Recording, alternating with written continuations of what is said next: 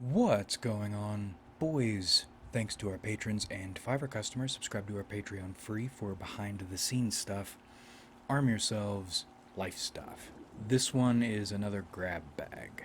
On the menu today, queerness, Alex Jones and the interdimensional demons, and the weird world of dating. Or more specifically, the Stilo conundrum. And we actually just went on a 5 minute rant, which I will spare you from.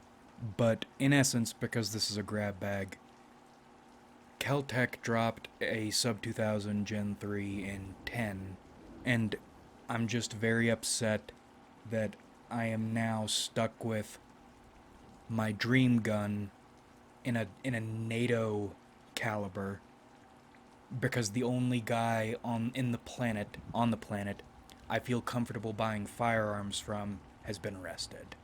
Not for anything fucked up, just as would any good American evading taxes. It took 45 Super to brainwash myself into liking 45. I like 45 now, I think, the same way I like 5.7 now, I think, but 10 millimeter is anime god's caliber. And I have precisely nothing in 10 when I wanted everything in 10. And I'm not knocking. I like 45 Super, but 10, it's not just effective. It also has that, we used the word stilo earlier, that stilo. I always think about if bootlegger type mobsters were around today, what what arms would they carry? And in my mind, it would be a pistol caliber carbine like the Sub 2000 in something like 10. It just makes sense. But we've shortened it to a 2 minute tangent. Let's get into the first controversial topic. And calling any of these controversial doesn't really matter. The main thing is I wanted to talk about a few things all at once instead of breaking it up into a few videos over a few nights. And the only concept that might link them all would be controversy, when controversy is not really what's important in any of these things. We talk about this regularly enough, but it hit me again on a level today, and I just don't understand why trans shit in popular culture is all about one of just a few flavors of soft drink melodrama. If you are one of the few who are actually in this situation, feeling it on an instinctual level, why is all the discourse, all the concerns, teenage girl coded? I refuse to shelve this because I feel confident something useful to me will come out of it. Something important in consciousness and soul decoding. But why in popular culture is it all one thing, and why is that one thing the worst thing it could be? I do think it's intentional, designed this way, or funneling people this way to distract from the potential value that is in there. But that doesn't explain to me why so many people bite, take the bait. And what I'm talking about here isn't strictly trans shit, but a lot of it gets placed under that umbrella, or you see a lot of it under that umbrella, or in those circles. Levels of interference.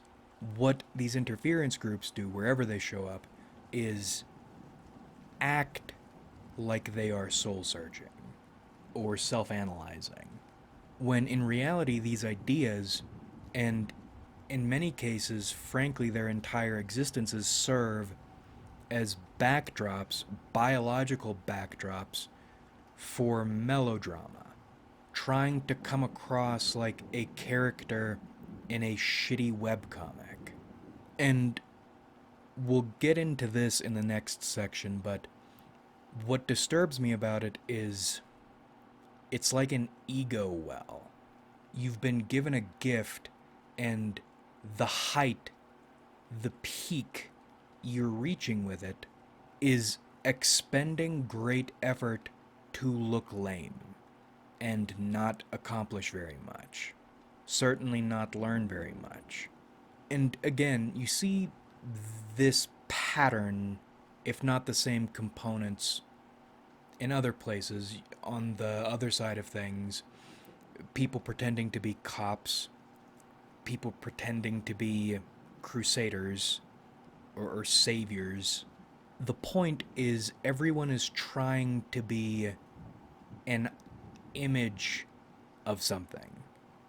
And that something is usually something lame, ineffective, not getting you or anyone else anywhere. In fact, taking everything from you in the process. So why do you do it? That second section, that second set of ideas is raring to go. It's trying to break into the first section. Let's finish up the first section before we get deep into that. It's tiring. More than anything else. We've been getting more into discussing how much stuff we don't know, but not just how much stuff we don't know. We talk about that always and always have, always will, but more how much we don't know but could. There is so much we could know right now if we wanted to, but it seems like we don't. And I don't know why that is. You do have some good research going on or going into trans shit, but it's not scientific. Science isn't doing us any favors.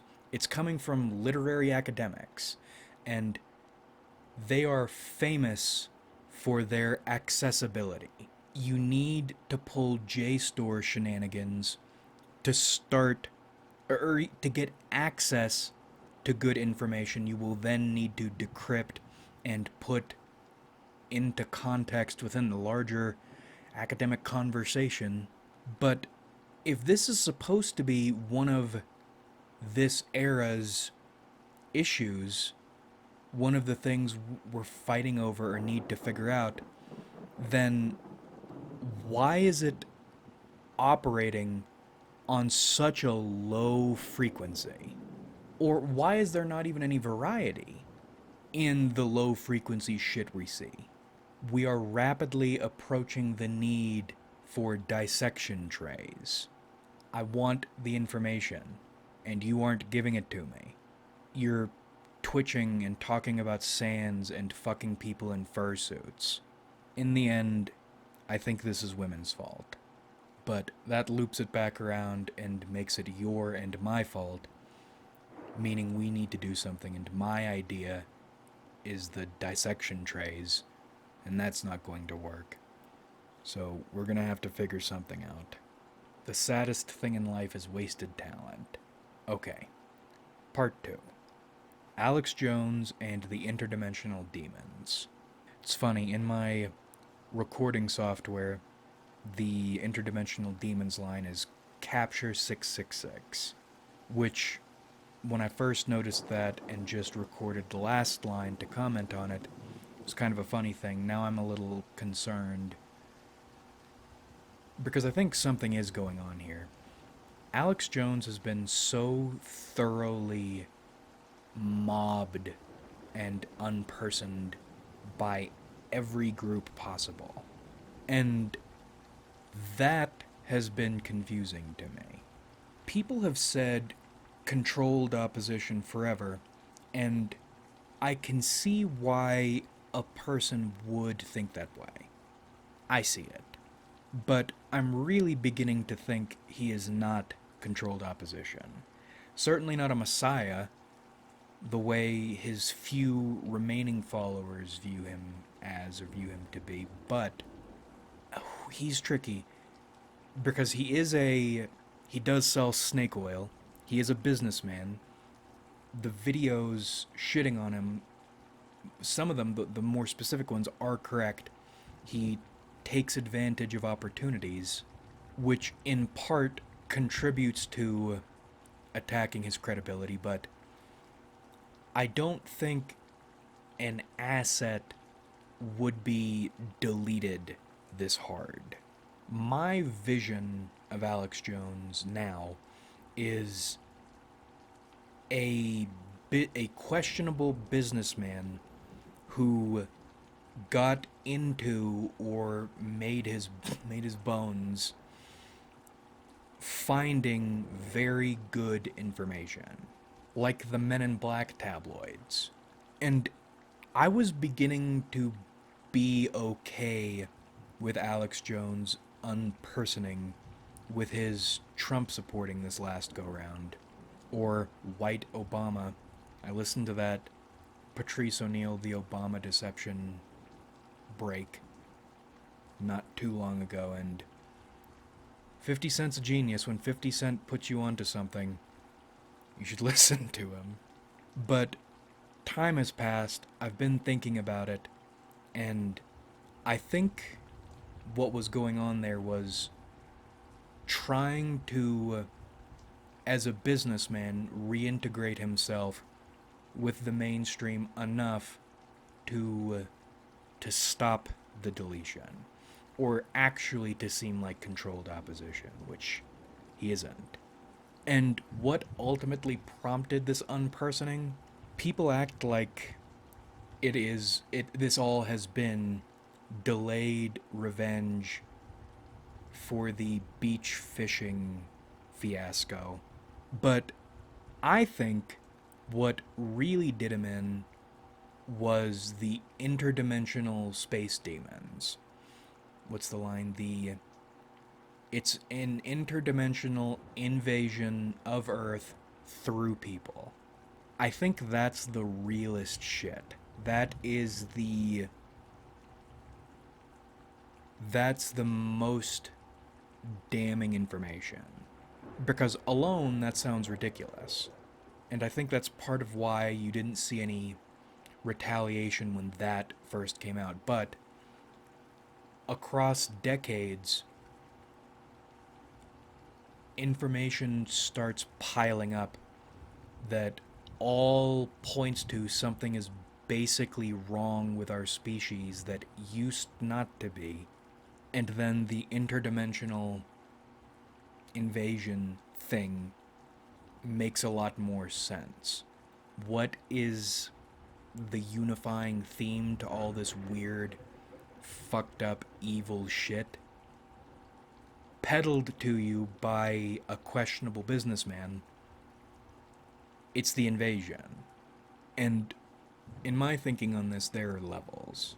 But it all has to do with ego and language. First, I don't think language and ego were. This idea that language and ego are viruses has been circulating for a while.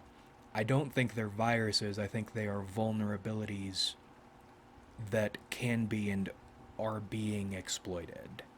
Because you have your instinct level, your shadow level, your unconscious level, your collective unconscious level, your blood and soil level, and then you have your language and ego level.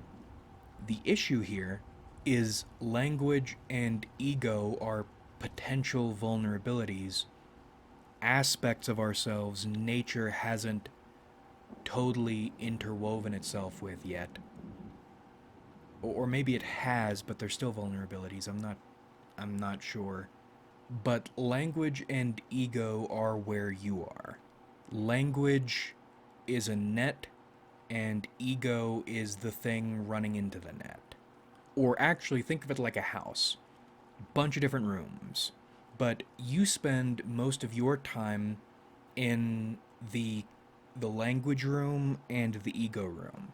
So if someone wanted to kidnap you or to shoot subliminal messages into you, they would most of their effort would best be spent targeting those two areas because those two areas are where you are most of the time. And I think that's what's happening. People are using language and your higher consciousness to lead you away from your soul, from your soil. Wrote that down. There's a you in soul and there's an I in soil. I don't know what I don't know why that's important, but I think it is. But language and ego are vulnerabilities that people are using to keep you away from the parts of yourself and the connections with your world, your soil, that might make you powerful, might make your life mean something, and thereby threaten whatever the interdimensional demons are doing. And that's where arrogance comes into play here, especially in relation to science.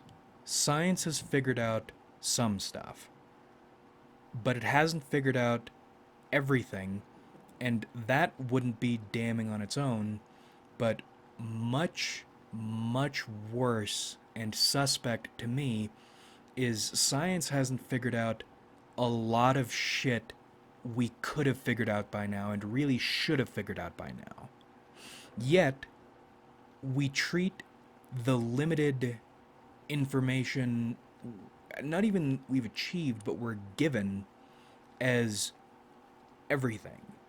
You're kept in a curated, insulated concept bubble, and you're gassed up to think by being insulated in a comfy little bubble, you know everything. And you don't. Because if you knew more, not just, or not everything that can be known, because I don't think we can know everything, but if you knew the shit that you could know, but don't, you would be a threat. That's partially why I think all this trans shit is so saturated with interference. There's power in it, and they can't totally suppress it, so they want to mislead you. If you like it, they want you to be a dumb, melodramatic teenaged girl. If you hate it, they want you to hate it and then dismiss it totally and not look into it. And there's a lot of stuff like that. Typology being one of them, actually. Coincidentally. Magic is another one. They say psychology is a soft science. We said last time, I think it's soft only because your brain is too soft to figure out how to quantify it, because it can be quantified if you wanted to, and you don't, because you're aware of what a threat people could be if they had their hands on it. So they have hijacked ego and language to make you arrogant enough to be stupid and blind enough not to see what's going on around you, or to try to rationalize it to the lowest level possible. Rationalize it in a direction that has nothing to do with what's happening, which is interdimensional demons invading the planet through people. What's the line in the Alex Jones folk song? We're such self-centered crap, we don't even see hell itself rising up against us. Do you think that's a joke or false because it's coming out of Super Male Vitality Guy's mouth? Maybe that's exactly why Super Male Vitality Guy was the one saying it, so you would dismiss it.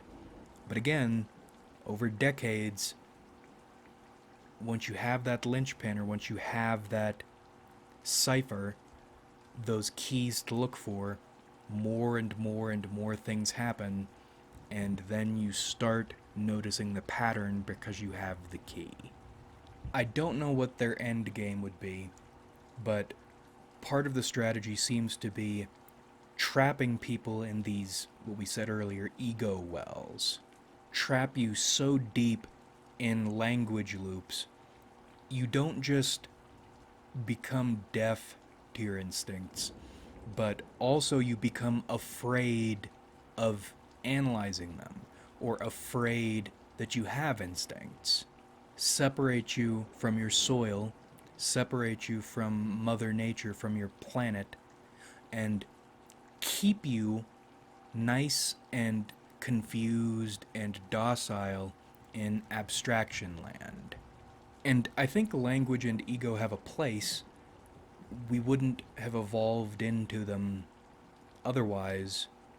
Or if we weren't supposed to have them, if we were such a threat, nature, your soil is still strong enough to wipe you out. No issues. So the fact that we are permitted to live despite our trespasses, our ongoing and worsening trespasses, means we should have them, but it's our responsibility, I think, to put them where they're supposed to be, which is subordinated to your instincts, because your instincts are your soil, or your instincts are the receiver to which nature transmits its messages. Forget the distractions. Listen to yourself. Your instincts will give you rabbit holes to fall down if you choose to, and I think you'll be better off for it. That folk music video, we're in nature.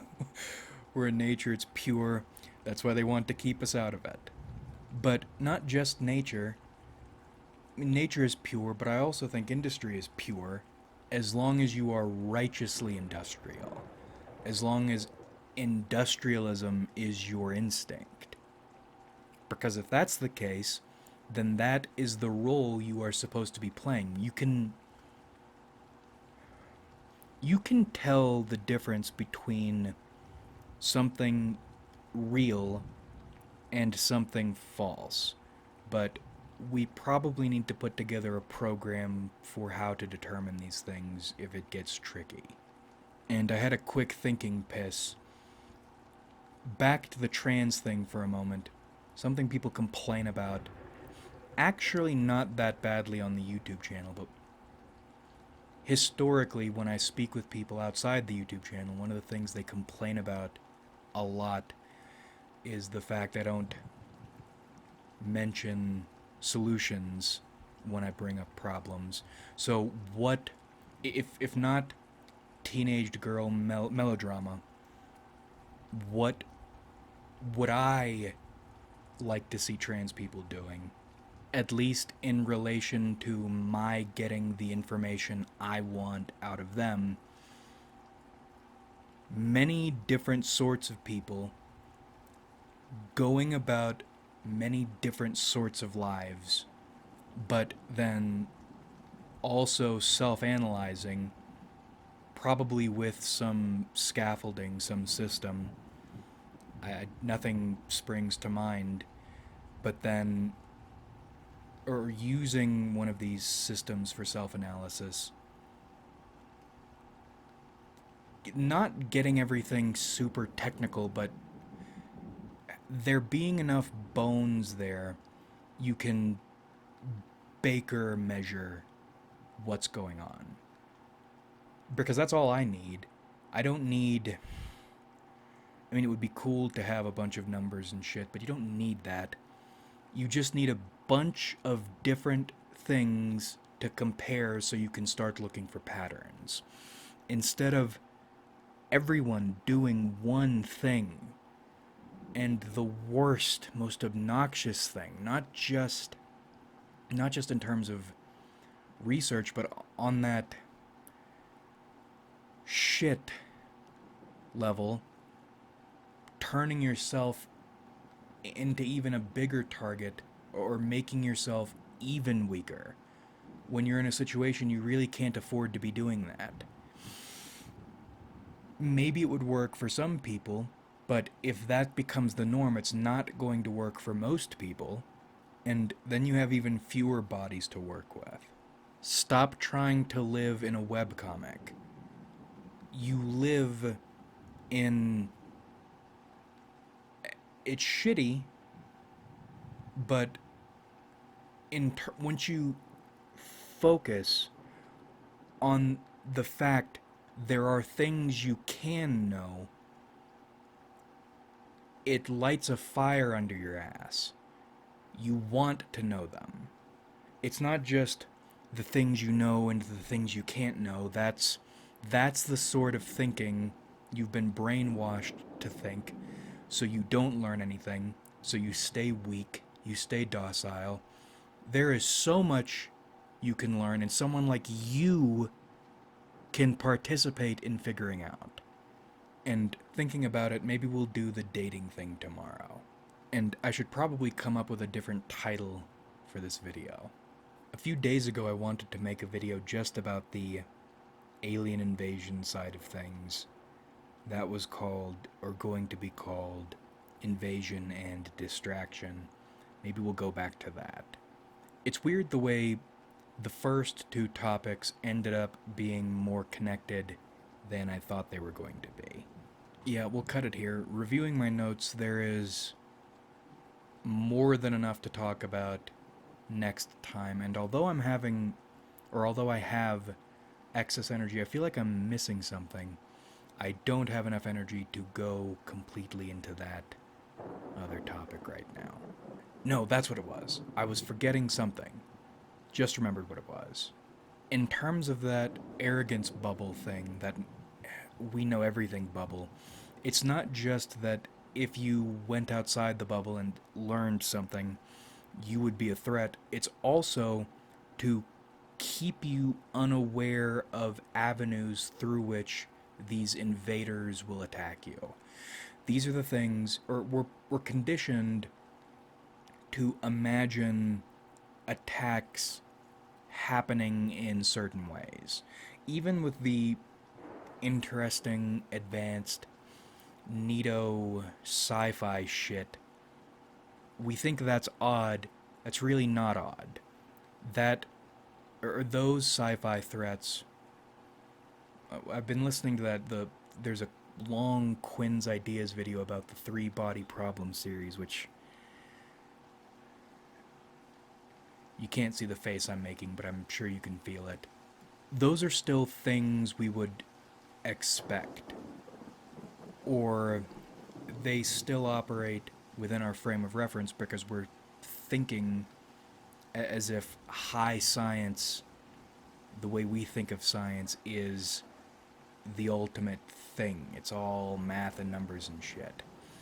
Whereas depression is a weapon, I think. We talked about this a long time ago, but this idea, entities could be surveilling you using your emotions, not just making you feel things to make you feel sad, for instance, but in making you feel sad, firstly, they're doing that, but also they're getting something out of it you aren't expecting, and you wouldn't ever consider that an attack, because how can a feeling you have be a technology? That's odd. Or something I thought about a little while ago was this idea hauntings or ghosts could be surveillance equipment. You're conditioned to think of that either as, if you're atheistically minded, nonsense, or some biological phenomena, or even if you're spiritually minded, you're conditioned to think of it as some spiritual bullshit, when in reality it's a cross between the supernatural and the technological, but you are conditioned in one way or the other so you don't make the connection that they're the same thing. Your belief in any one dogma, whether that's scientific or religious, and I'm not even talking just organized religion, but these offshoot religions or even general spiritualism, the more confident you are in one of these sets of things, it's like blocking in one direction. You you only know to block in one direction because you refuse to think outside those directions, leaving you totally open to things you aren't thinking about but could if you tried. That was one of the SOA articles we were thinking about this, or an emphasis on expeditionary shit. Expeditionary art, expeditionary thinking, because it's not experimental, and you aren't, in a postmodern sense, or a modernist sense, you aren't fucking around to fuck around, or throwing shit at the wall to see what sticks. It's a pointed expedition. You are not screwing around with the shattered looking glass. You are looking for islands. Looking for the things that are out there. That was the other note I made. It's like a battle royale. It's like PUBG. These new modes of thinking, or these new technologies, this wacky shit, it's out there waiting for us, and it's a fight, and the people we're up against either already have some bad shit, or they are running to it right now while we're standing here pretending or believing our bare fists will carry us through everything. And they won't. But your stupid ass, the person who wants to kill you told you you're perfectly safe. You will conquer the universe if you stand exactly where you are and do nothing. And you believed him. Okay. I think that's everything. We'll cut it here now. Like if you enjoyed, subscribe if you haven't.